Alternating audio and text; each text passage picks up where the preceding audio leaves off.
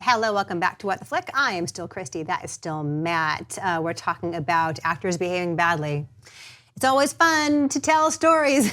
I'm very demanding. I need my water a certain temperature in my giant jar of water. I need my straws a certain length. So supposedly, I've never seen this TV show in my life. Have you watched Lethal Weapon? I have not. Okay, on Fox. There's a TV show now of Lethal Weapon.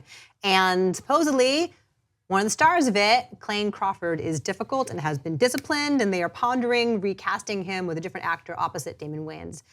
And it's like the two Darrens. There might be, maybe there's another Clayne out there who can do this role. Right, he's playing the Martin Riggs role. Yeah. Damon Wayans is playing the Roger Murtaugh role. There you go. And according to Deadline, there's been a history of bad behavior. He's been disciplined several times. Clayne, not Damon Wayans. Disciplined several times over complaints of emotional abuse and creating a hostile environment. Now come to the point where numerous members of the cast and crew feel uncomfortable being on set with him. So it's beyond just being kind of a jerk and yelling. Yeah. Like it's detrimental to the creative process at this point. And they're losing money probably is what the deal is, right? They're losing money on production. Right. And it's interesting because you wonder, even 5-6 years ago, you would hear stories of people blowing up on set. Like there's the recording of Christian Bale on the Terminator set. Good for you. Right. And people lose their tempers, and it can be a high stress thing, especially because productions cost money and there's pressure to kind of get through things quickly. People are emotional in general if you're an actor, right? Emotional. Right. And you hear stories like, oh, well, that person's a yeller, right? But you wonder how much in the context of Me Too and even Time's Up, like, is people not going to just stand for that How long will that fly? Yeah. Right. And then we talked about TJ Miller quite a bit recently and his troubles as far as being erratic and possibly intoxicated and showing up late or not showing up at all. And he insists he just was doing a lot of late night stand-up gigs and that he was tired the next day. And so there's lots of problematic stuff. But we were looking at a list that came out recently from our friends at Screen Rant of the most notoriously difficult people to work with. And it's names that you hear bandied about all the time. Right. Sharon Stone. Right. Supposedly difficult and demanding on set.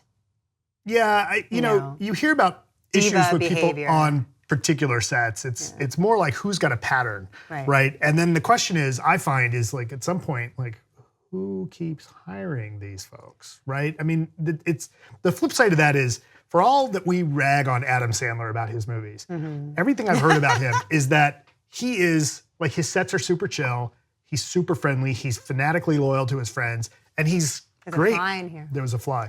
That he's great to work with. He takes his entire crew to Hawaii. Right. That's why his movies all take place on a cruise ship. But people come in and do his movies, these cast members, because it's fun and he's really nice and everybody loves him. It's a pleasant experience. Right. The other side of that is, do not make eye contact with the star.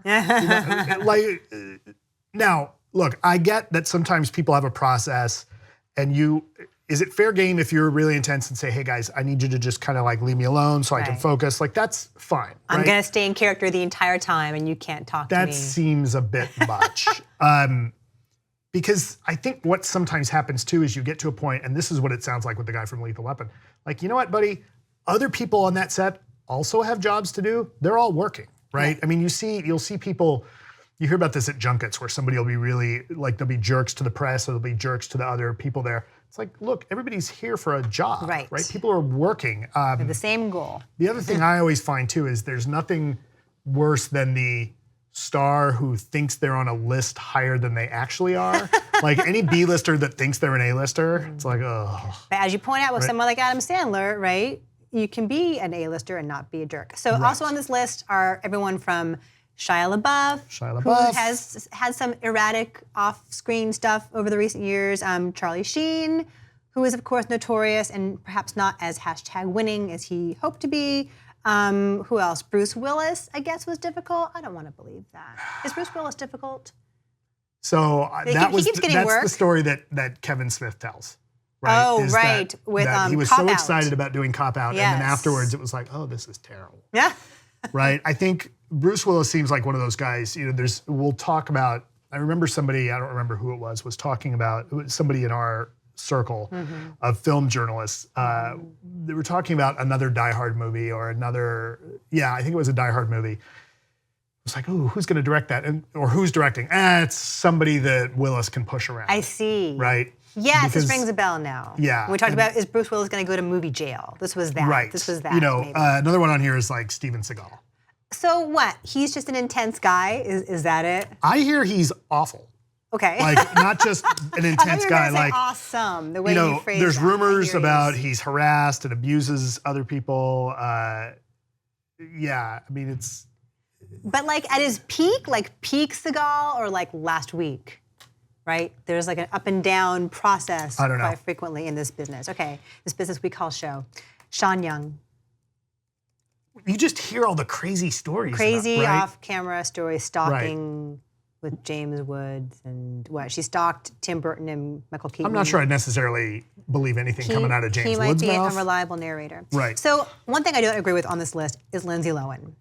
Because she's had a really hard time. And she's had a lot of demons to battle and addiction issues to battle. And I think it's unfair to put her on this list because she's a really, really talented actress. And everything was, the world was her oyster for a while there.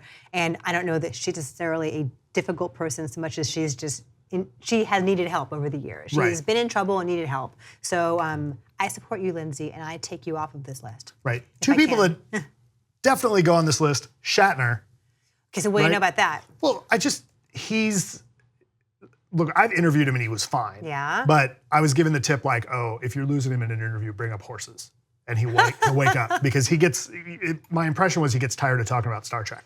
But you hear all these stories about the rest of that cast, like he's just awful to everybody else, right? Like, he just won't talk. Like it's like, oh no, I was the star of that show. The rest of I don't know who those other people are. Well, speaking of horses, when I had to interview somebody who was not on this list and you said should be, that's Tommy Lee Jones, right? He's notoriously prickly. I always thought it was just with the press. He's not on this list for whatever reason.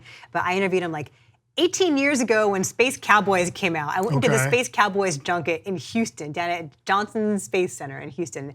And he was tough, like you've been told he's gonna be tough. But he has a ranch in Marfa. And he raises polo ponies and he's super into horses. And so again, I was having a hard time. I went to the horse question and like even with that, he would not bite. Like a reporter from a Dallas TV station and he would not even like play with me. Part of me kind of admires that. Part of me is like, good for you and for Joaquin Phoenix. Don't play along, don't be an autopilot, don't play our game. It doesn't make our jobs any easier, but it's interesting at least. So anyway.